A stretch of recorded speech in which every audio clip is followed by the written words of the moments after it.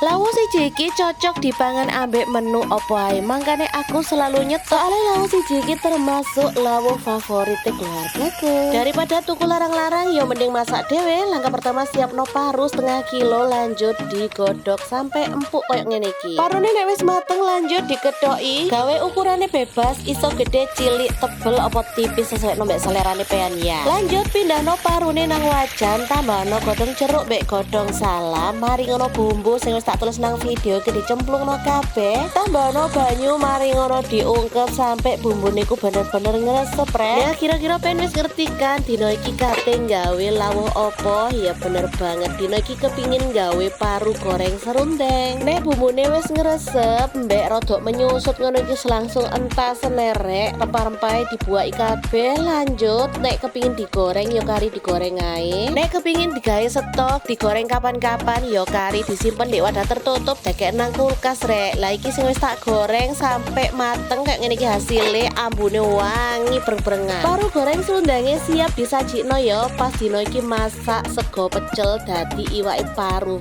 Mantul rek, ya opo gak pinjajal lah.